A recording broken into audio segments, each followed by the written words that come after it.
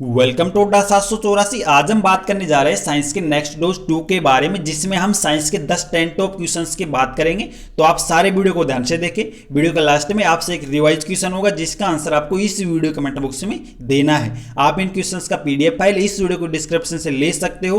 PDF आप हमारे Telegram group से भी ले सकते हो। टेलीग्राम ग्रुप का लिंक इस वीडियो को डिस्क्रिप्शन में दे दिया है, वहां से जाके आप ज्वाइन कर सकते हो। तो आइए शुरुआत करते हैं। क्वेश्चन फर्स्ट, माल्टोज को ग्लूकोज में बदलने का कार्य कौन करता है? तो माल्टोज को ग्लूकोज में बदलने का कार्य करता है, यानी कि इसका ए ऑप्शन सही है।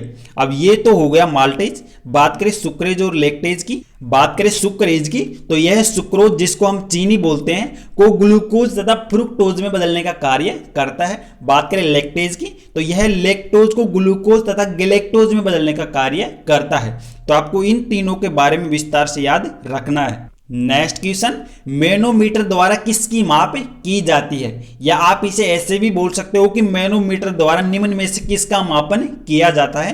तो मैनोमीटर द्वारा गैसों के दाब को मापा जाता है, यानी कि इसका सी ऑप्शन सही है। अब ये तो हो गया गैसों का दाब। बात करें वायु दाब की, तो इसको बैरोमीटर द्वारा मापा जाता है। बात करें तापमान की, तो इसको थर्मामीटर द्वारा मापा जाता है। और बात करें द्रवों का दाब की, तो इसको हाइड्रोमीटर द्वारा मापा जाता है, जिसको हम द्रवों का घनत्व भी कहते हैं। नेक्स्ट क्वेश्चन, निम्न में से कौन विद्युत ऊर्जा को ध्वनि ऊर्जा में बदलने का कार्य करता है? तो स्पीकर विद्युत ऊर्जा को ध्वनि ऊर्जा में बदलने का कार्य करता है, यानी कि इसका ए ऑप्शन सही है। अब ये तो हो गया स्पीकर। बात करें ट्रांसमीटर विद्युत बल्ब की, ट्रांसमीटर विद्युत ऊर्जा को विद्युत चुंबकीय ऊर्जा में बदलने का कार्य करता है। बात करें विद्युत बल्ब की, तो विद्युत बल्ब विद्युत ऊर्जा को प्रकाश एवं ऊष्मा ऊर्जा में बदलने का कार्य करता है। तो आपको इन दोनों के बारे में भी नोट करना है। नेक्स्ट क्वेश्चन, नींबू किसके कारण खट्टा होता है? या आप इसे ऐसे भी बोल सकते हो कि निम्न में से नींबू में कौन सा अम्ल पाया जाता है? तो नींबू में साइट्रिक अम्ल पाया जाता है, जिसके कारण नींबू खट्टा होता है, यानी कि इसका डी ऑप्शन सही है। नेक्स्ट क्वेश्चन, वनस्पति तेलों से वनस्पति घी बनाने में कौन सी गैस का उपयोग किया जाता है? तो वनस्पति तेलों से वनस्पति घी बनाने के लिए हाइड्रोजन गैस का उपयोग किया जाता है, यानी कि इसका ए ऑप्शन सही है।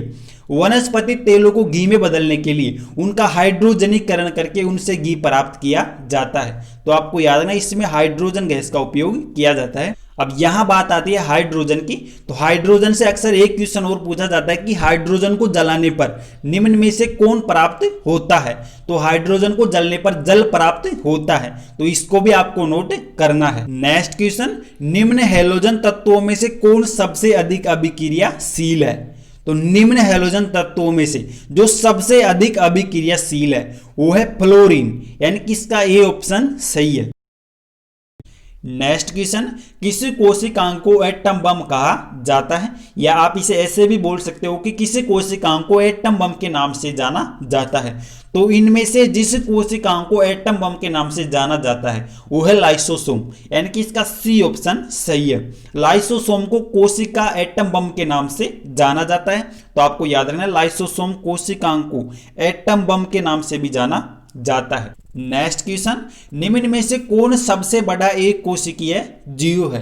तो इनमें से जो सबसे बड़ा एक कोशिकीय जीव है वो है एसी बुलेरिया, यानी कि इसका बी ऑप्शन सही है। एसी बुलेरिया इनमें से सबसे बड़ा एक कोशिकीय जीव है। नेक्स्ट क्वेश्चन, लार निम्न में से किसके पाचन में सहयोग करती है? या आप इसे ऐसे भी बोल सकते हो कि लार निम्न में से किसको पचाने में सहायक है?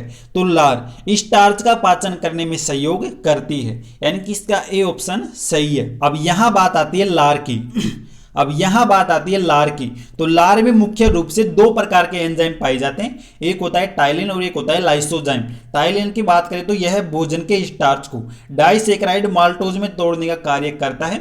बात करें लाइसोजाइम की, तो यह भोजन के साथ आए सूक्ष्म जीवाणुओं को मारने का कार्य करती है। तो आपको याद रखना, लार में मुख्य रूप से दो प्रकार के एंजाइम पाए जाते हैं, एक होता है टाइलिन और एक होता है लाइसोजाइम।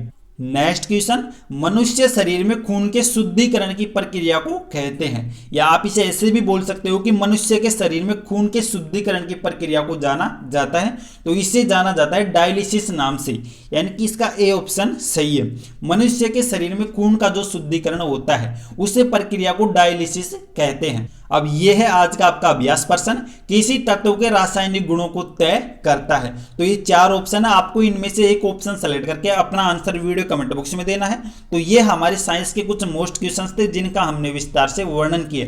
अगर आपको वीडियो पसंद आया हो, हेल्पफुल लगा हो, तो लाइक शेयर कमेंट जरूर करें और ऐसे ही साइंस के मोस्ट क्वेश्चन पाने के लिए इस चैनल को भी सब्सक्राइब करें। इस चैनल से आपको वाकई में कुछ ना कुछ मदद मिलने वाली है। थैंक यू, बाय, जय हिंद।